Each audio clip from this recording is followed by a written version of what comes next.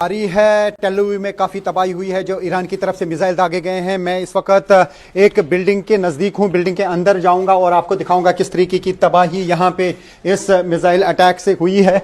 इस वक्त न्यूज़ 18 की टीम है रियल ग्राउंड ज़ीरो पे और आप देख सकते हैं ये इर्द गिर्द तबाही है जो यहाँ पे टेल अवीव में हुई है। जो ईरान की तरफ से लगातार मिसाइल अटैक किए जा रहे हैं, हिजबुल्ला की तरफ से भी मिसाइल फेंके जा रहे हैं इसराइल की ओर। हालांकि यहाँ पे काफ़ी सारे मिसाइल जो हैं वो एयर डिफेंस सिस्टम से इंटरसेप्ट किए जाते हैं, लेकिन काफ़ी सारे मिसाइल जो हैं वो टारगेट पे हिट कर रहे हैं और मैं पूरा आपको दिखाने की यहाँ पे कोशिश करूँगा। ये देखिए किस तरीके की तबाही हुई है, इन बिल्डिंग्स में सब कुछ तबाह हो गया है और टेल अवीव में ये वो जगह है जहाँ पे इर्द गिर्द काफ़ी सारी बिल्डिंग्स को नुकसान पहुँचा है। ये देख सकते हैं आप क्या हाल है इस वक्त टेल अवीव में, कई जगहों का जहां पर मिसाइल्स गिरे हैं और यही हाल हम यहां पे काफ़ी जगहों पे देख रहे हैं। और ईरान पर लगातार ताबड़तोड़ हमले कर रहा है इसराइल यूएस फोर्सेस के साथ मिलके, लेकिन ईरान की तरफ से भी एक तो यूएस की एम्बेसीज हों या फिर यूएस की बेस मिलिट्री बेसिस हों मिडल ईस्ट में, इसी तरीके के हमले किए जाते हैं। वहाँ पे भी काफ़ी तबाही हुई है। तो ये कहा जा सकता है कि पूरा जो क्षेत्र है मिडल ईस्ट का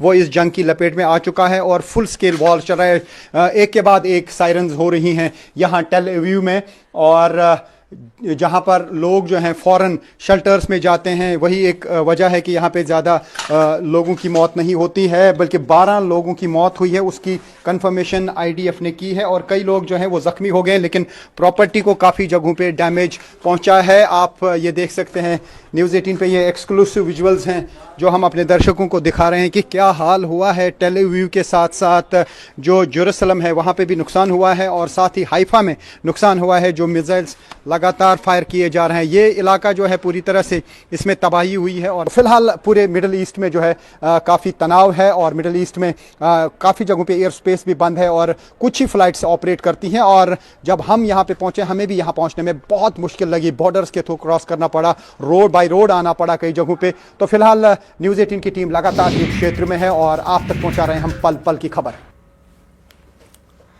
और वहीं बहरीन में ऑयल रिफाइनरी पर ईरान का हमला हुआ है। मिसाइल अटैक के बाद रिफाइनरी में लगी आग। हमले के बाद बहरीन सरकार का बयान भी सामने आ चुका है। रिफाइनरी की आग पर काबू पाया जा चुका है। रिफाइनरी अभी भी काम कर रही है। बहरीन की तरफ से ये बयान जारी करते हुए जानकारी दी गई है कि किसी भी तरीके का भारी नुकसान नहीं हुआ है, रिफाइनरी अभी भी काम कर रही है। आगे बढ़ते हुए एक और बड़ी खबर आपके सामने रखने जा रहे हैं। लेबनान में इजराइल के ताबड़तोड़ हमले जारी है। लेबनान में अब तक 123 लोगों की मौत की खबर। हिजबुल्ला के ठिकानों पर इजराइल के हमले हो रहे हैं। एक एक तस्वीर आपके सामने रख रहे हैं, एक अपडेट आप तक पहुंचा रहे हैं। लेबनान में भी हमला किया गया, हिजबुल्ला के ठिकानों को टारगेट किया जा रहा है और इजराइल ने कई मिसाइलें यहां पर दागी हैं। और इस तनाव के बीच अमेरिका ने रूस से तेल खरीद पर भारत को बड़ी राहत दी है। देखिए, ईरान युद्ध के बीच हॉर्मुज रूट बंद होने से दुनिया भर में पैदा हुए तेल संकट के खतरे के बीच अमेरिका ने भारत को रूस से तेल खरीदने पर 30 दिनों के लिए अस्थायी राहत दे दी है, जिसका मतलब है कि भारत अगले 30 दिनों तक रूस से तेल खरीद सकता है। और रूस के कई तेल टैंकर लंबे समय से समुद्र में खड़े थे क्योंकि अमेरिकी प्रतिबंधों की वजह से उनका सौदा अटका हुआ था। और अब इस 30 दिन की अस्थायी राहत से भारतीय रिफाइनरियों को रूस से तेल खरीदने की इजाजत मिल रही है। अमेरिका का ये कहना है कि ये फैसला वैश्विक तेल सप्लाई को स्थिर रखने और बाजार में संकट कम करने के लिए लिया गया।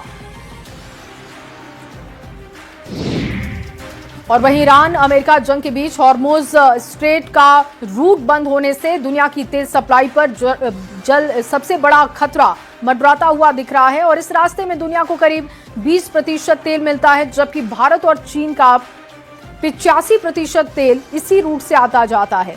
रिपोर्ट्स के मुताबिक भारत में इस वक्त सिर्फ 25 दिनों का क्रूड ऑयल का स्टॉक है। अगर सप्लाई लंबे समय तक रुकी तो देश में तेल संकट गहरा जाएगा। हालांकि एक बड़ा फैसला अमेरिका की तरफ से हुआ है कि 30 दिनों की राहत दी जा रही है जब भारत रूस से तेल खरीद सकता है। और देखिए, इस खतरे को देखते हुए डोनाल्ड ट्रंप ने यह फैसला किया है कि तेल का संकट ना गहराए, जिस वजह से ये बड़ी राहत दी गई।